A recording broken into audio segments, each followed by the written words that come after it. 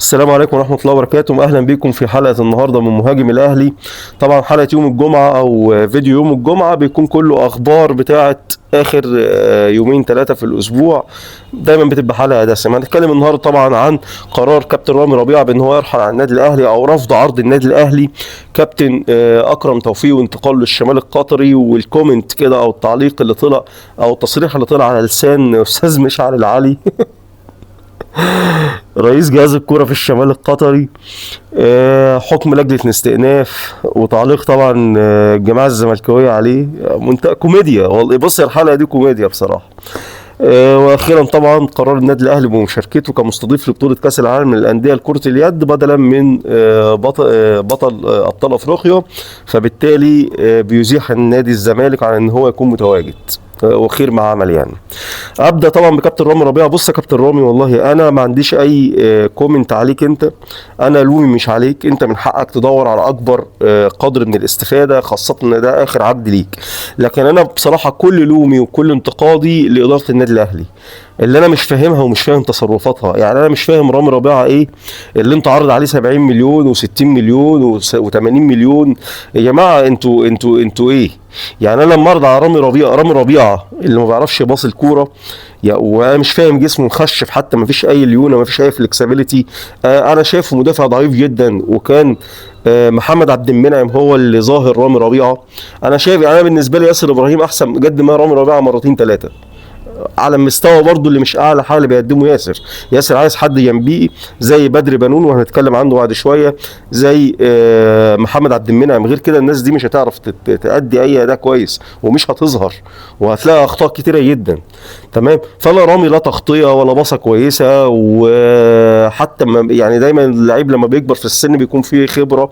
انا مش شايف حتى خبرات رامي موجوده في النادي الاهلي. فانا مش فاهم بصراحه اداره النادي. انا علامه استفهام كبيره والله بجد على اداره النادي الاهلي في الارقام اللي بتعرضها على حد زي رامي ربيعه. لما انا هدي رامي ربيعه 85 مليون، معلش انا امام عاشور ده اديله مليار جنيه، انا تريزيجيه اديله مليار جنيه، انا زيزو اديله مليار جنيه بجد والله العظيم. محمد علي بن رمضان ده ياخد 2 مليار جنيه لو انا هدي رامي ربيعه 85 مليون. فانا لومي مش عليك يا كابتن رامي. يعني انا بصراحه احنا استحملناك سنه واثنين وثلاثه وانت مش فاهم. يعني انا مش فاهم برضو انت جايب مني الثقه ان انت تطلب الارقام دي، وانا مش فاهم اصلا الاداره بتسمعها منك ازاي. بس يعني تمام اوكي. يا رب ان شاء الله بس نفرح كده بخبر تاكيد انتقالك سواء لبيراميدز للزمالك لاي حاله في الخليج. يعني ربنا يوفقك بس وتبعد عننا، ده كل اللي احنا طالبينه منك. كابتن اكرم توفيق والله بس الخبر ده بس هو الكوميديا كلها. يعني كان في تصريح طالع من استاذ مشعل العلي رئيس نادي الشمال القطري، وحبايبنا في قطر حبايبنا بجد. انا بحب الجماعه، الشعب القطري والشعب الاماراتي حبايبنا، انا بحبهم يعني. تمام. ف يعني انا مش فاهم برضه الكابتن مشعل علي بقى بيقول لك ايه. بيقول لك انا رحت اخدت معايا بغداد بنجاح وقعدت في مصر على اساس ان بغداد بنجاح فيه مفاوضات بينه وبين النادي الاهلي، رحت عملت ده كله عشان امضي اكرم توفيق. يعني يعني بص ثعلب انت ثعلب يا استاذ مشعل بصراحه، دمك خفيف وزي العسل بصراحه يعني. يعني هو مثلا بيفكرني ان هو عادل القيع في التسعينات مثلا، ولا في بدايه الالفيه، فاهمني؟ استاذ مشعل انت رامي لو طلبته في التليفون كنا بعتناه، اكرم لو طلبته في التليفون كنا بعتناه والله العظيم. اكرم انت لو طلبته في التليفون انا بعته لك لحد عندك، انت مش محتاج تعمل ده كله. يا جماعه يا جماعه والله العظيم يمكن في احداث بتحصل كده تبدو لكاره الاهلي او للناس من بره ان هي بتضر النادي الاهلي، في حين ان هي بتنفعه جدا. يعني انا ورامي ربيعه انا اسعد واحد في الدنيا ان هو مش موافق على العرض والله العظيم. لو عرض ب 20 مليون ومش موافق عليه مش 85 هبقى ابسط اكتر واحد مبسوط في الدنيا. اكرم توفيق يا استاذ مشعل انت لو جيت والله العظيم قلت لي انا هات اكرم توفيق هخلصه لك، فاهمني، وابعته لك لحد عندك. يعني انا كفايه فوعاليه في الملعب والله بجد. كفايه يا اهلي فوعاليه. احنا بنتخلص والله العظيم من يعني اقول ايه، انتي فوتبول. يعني احنا يعني كره القدم وهم بره بتتلعب كره قدم، واحنا عندنا كره قدم تانية. يا عم هات لي ناس بتلعب كوره، هات لي محمد علي بن رمضان، هات لي حد زي بدر بنون اللي فيه اخبار ان هو ممكن يجي، يا رب تطلع صح. هات لي واحد زي عبد المنعم، هات لي واحد زي بن شرقي، اوكي، هات لي واحد زي تريزيجيه، هات لي واحد زي زيزو، زي امام عاشور، زي اسامه ابو علي، زي جراديشار، زي علي معلول. يعني كفايه فعاليه يا جماعه، كفايه عمر كمال عبد الواحد، وكفايه كريم ندفد، وكفايه اكرم توفيق، وكفايه ده يا راجل. ده اكرم توفيق كان بيلعب باك يمين او نص ملعب. في الباك اليمين ده احمد فتحي اللي هو واحد من اعظم الناس في الحته دي. انا والله ما كنت بحب لعبه. مفيش كوره، مفيش فنيات، مفيش لمسه، مفيش باص شكلها حلو، مفيش رفعه. حرام عليكم يا جماعه والله العظيم. يعني كتر خيركم والله ان انتوا اخدتوا الناس دي مننا.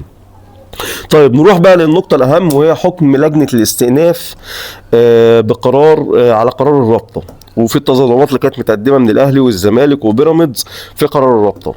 أنا تعليقي في الحتة دي، أنا والله العظيم بجد بجد، بعيدا عن الكورة وبعيدا عن التحفيل وبعيدا عن أي حاجة، أنا نفسي إخواتنا الزملكاوية وحبايبنا يكونوا محترمين ويكونوا عندهم ضمير.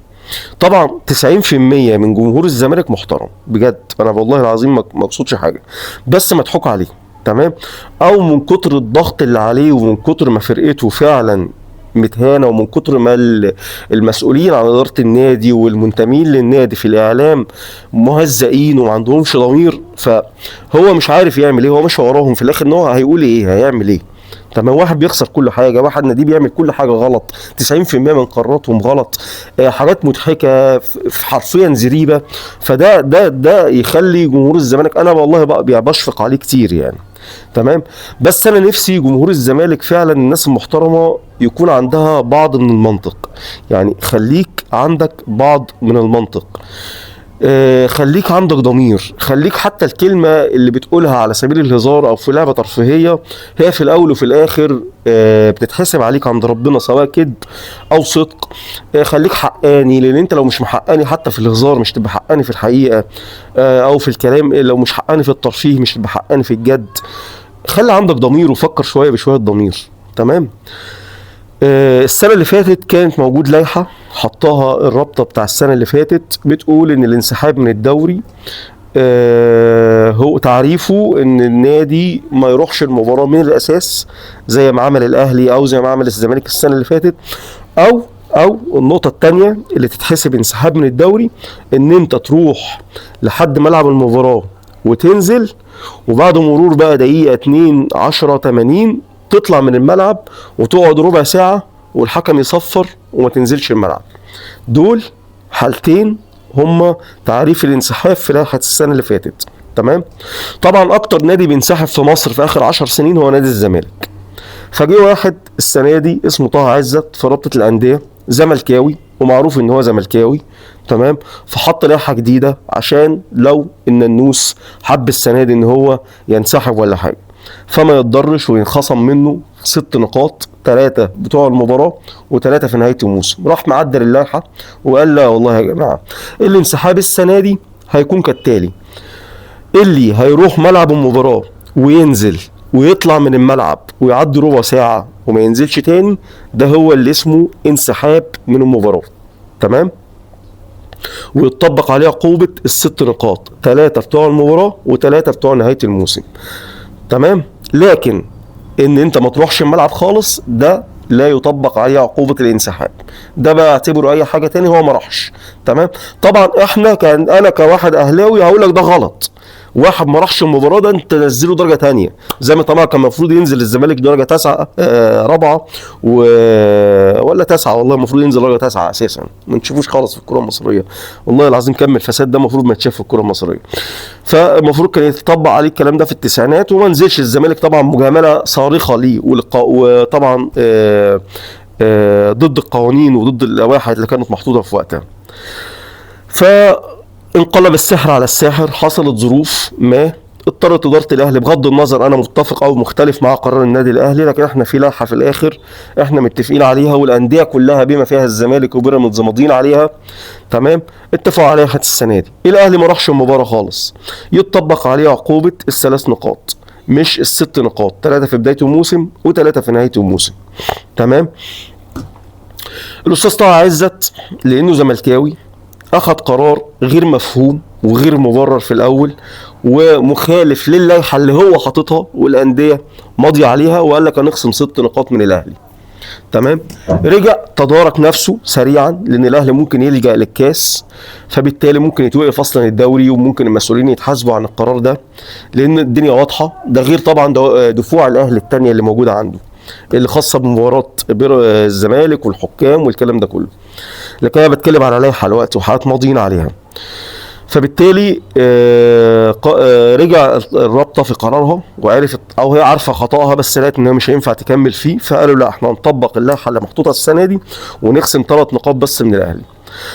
الزملكاويه والاهلاويه في بدايه الموضوع ما كانوش عارفين الكلام ده، لكن بعد كده الموضوع اتنشر واتعرف ان في لائحتين. تمام.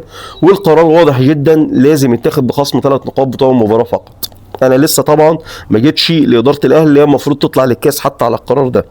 انا مش متفق نهائي طبعا مع قرار الانسحاب، واذا خدت قرار الانسحاب يبقى تكمل للنهايه. لكن انا تعليقي على الزملكاويه، انا يا جماعه والله بجد يعني ناس عمرو الدرديري ومش عارف وبندق وفستق والبنهاوي والفلجاوي والشرجاوي والبلحاوي والناس وماهر غريب وماهر عجيب والناس اللي بتطلع دي، وقدامى لاعبي الزمالك واحمد زاهر اداري بيراميدز ورجل القش والجماعه اللي انتوا عارفينهم دول، اللي هم 90% من متصدري المشهد المنتمين لنادي الزمالك. يا جماعه خلوا عندكم ضمير، لان انتوا هتقابلوا ربنا والله وهتتسألوا على كل حاجه بتطلعوا تقولوها على الشاشه. كذب لا نهائي، كذب لا نهائي، تدليس لا نهائي، تغيير في الحقائق لا نهائي. انا مش عارف ضميركم فين بصراحه. فانا لا لومي مش على جماهير الزمالك، على فكره الاهلي فيه زي ناس زي كده بس العكس، يعني الاهلي فيه 10% كده و90% ناس محترمه وبتقول الحق وحتى كيوت، وانا مش فاهمهم وببقى متضايق منهم جدا لما ما بيردوش على الزملكاويه. لكن الزمالك عنده العكس، 90% منهم بالشكل ده، 10% بس اللي محترمين زي حلمي طولان، زي شافوان عبد الرحمن الشافوني، او ناس معينه كده هيستيري، في ناس معينه محترمه منتميه لنادي الزمالك. لذلك مثلا واحد زي حلمي طولان لما اتعرض ما كانش معروف موضوع اللائحه، في اول حلقه مع ابراهيم فايق طلع قال لو اتطبق قرار 3 نقاط بس على النادي الاهلي ده ظلم بين، وده كده مسابقه غير مش فير، وكده في مشكله كبيره في الكره المصريه. انا والله ما زعلت منه، لان هو بيدافع عن النادي. لكن الراجل لما توضحت له الامور في الحلقه الثانيه واتقال له يا كابتن حلمي في لائحه السنه اللي فاتت مختلفه عن لائحه السنه دي، الراجل لا خلاص ده الفير وتمام. ليه؟ عشان ده راجل محترم وعنده ضمير وبيحترم نفسه وبيحترم اسرته وبيحترم ان هو يروح يبص في وش اولاده او احفاده فيقدروا ان هم يحترموه ويحترموا المشاهد طبعا في الاول وفي الاخر. فانا كل تعليق يا جماعه، خلي عندكم ضمير، خلي عندكم ضمير في الكلام. ولاخويا الزملكاوي وصاحبي الزملكاوي، خلي ما تمشيش ورا النخبه الزملكاويه، لاني والله العظيم 90% منهم ما عندهمش ضمير ومدلسين وكذابين بشكل واضح. ليه هم بيعملوا كده؟ وليه المنتمين لنادي الزمالك واللعيبه القدامى والنخبه بتاعتهم بيعملوا كده؟ وليه 90% منهم مدلسين؟ هنتكلم فيه في حلقه تانية، يعني هكلمك فيه في حلقه تانية، لان هو ليه اسبابه الوجيهه لكن مش مبررات، اسباب مش مبررات. تمام. فيعني اخر تعليق في الحته ديت، النادي الاهلي انت اتظلمت، انت خدت قرار تكونوا رجاله يا اداره الاهلي وتكونوا قده. انا مش مكتفي رغم ان الحمد لله خدنا الدوري خلاص باذن الله، يعني نكسب الماتشين الجايين وناخد الدوري، مش محتاجين تعثر تاني من بيراميدز. ال3 نقط ده قرار ظالم، لان انت تعرضت للظلم بان انت القرعه اللي اتعملت بالغباء الاصطناعي، وقال لك بعد 5 ايام انت عندك ماتش، واللائحه بتقول له انت لازم تقدم على حكم اجنبي في خلال 14 يوم. قرار الرابطه ان هو هيجيب حكام اجانب في 6 مباريات، الاهلي وبيراميدز واهلي وزمالك وزمالك وبيراميدز رايح جاي، وما تنفذش القرار ده. وعود اداره المسابقات ليك ولجنه ورابطه الانديه ان انت هيجيبوا حكام اجانب يتلعب بيهم الماتش، وده ما تنفذش، كل ده ظلم ليك. يبقى حضرتك باحترامك كده تروح تكمل وتروح تقدم تظلم في الكاس او ترفع قضيه في الكاس. ده لازم الاهلي يكمل للاخر في الموضوع ده. نقفل القصه ديت ونروح على كره اليد ومشاركه الاهلي في كاس العالم للانديه. بصراحه في قرار كده خدوه اداره الاهلي، شافوه ليك، وتعليق عليه بسيط جدا. كاس العالم للانديه الاهلي عنده حق يشارك بصفتين، بصفته بطل الدوري في البلد ومنظمه للبطوله، وبصفته بطل ابطال افريقيا. فلو شارك بصفته بطل ابطال افريقيا ياخدوا تاني الدوري في البلد المنظمه للبطوله اللي هو الزمالك، ولو شارك كمنظم للبطوله ياخدوا حد تاني من دوله تانيه، هياخدوا الترجي تقريبا التونسي. تمام. فالاهلي اختار لا، ان انا اشارك كصفتي منظم لبطوله. اختيار طبعا اللي ظاهر للناس واللي بيعلقوا عليه، والاخ الجرجيري بيعلق عليه بيقول لك اصل هو الاهلي بيعمل كده مكايده في الزمالك، ويا جماعه خلاص ماشي حقك بس ما تقوليش تاني الاهلي بيمثل مصر، عشان هو طبعا عايز الاهلي يخدم الزمالك اللي لسه مفوت ماتش من يومين عشان خاطر بيراميدز يكسب الدوري، فانا اخدمه واطلعه ايه يلعب كاس العالم للانديه معايا. تمام. فالنادي الاهلي بيقول لك لا والله الاهلي بيعمل كده مكايده في الزمالك وشكرا يا اهلي. لا يا باشا، انت الاهلي ما بيعملش كده مكايده في الزمالك، على الرغم من ان انا كان نفسي اداره الاهلي تعمل كده كمكايده للزمالك، لكن ده ما حصلش للاسف الشديد. الاهلي عمل كده عشان خاطر في بيبقى ليك اوبشن ان انت كنادي مستضيف للبطوله تختار المجموعه اللي انت هتلعب فيها، فده سبب اختيار الاهلي انه يلعب كمنظم للبطوله. تمام. رغم ان انا كان نفسي ان الاهلي يعمل كده عشان خاطر الزمالك ما يشاركش. بس ليه؟ لان المقولة بتقول ايه؟ اذا انت اكرمت الكريم ملكته، واذا انت اكرمت اللئيم تمرده. وانا ما شفتش اكثر لؤما من ادارة الزمالك وادارات الزمالك والمنتمين للزمالك، مش هقول جمهور الزمالك لان اغلب جمهور الزمالك محترم يا مضحوك عليه. فانا ما شفتش اكتر لؤما منكم بصراحة. فشابوه اداره الاهلي ان هي اختارت ان هي اللي تلعب بطوله كاس العالم للانديه كمنظم للبطوله. شكرا ليكم. الفيديو بتاعنا انتهى النهارده. اتمنى ان انتم تعملوا سبسكرايب واشتراك في القناه، ان انت تفعل زر الجرس عشان يوصلك كل جديد، وتابعونا على تيك توك، وتابعونا على صفحه فيسبوك، وعلى قناتنا على يوتيوب. والسلام عليكم ورحمه الله وبركاته. ما تنسوش تدعوا لاخواتنا في فلسطين، وصلوا على سيدنا محمد صلى الله عليه وسلم.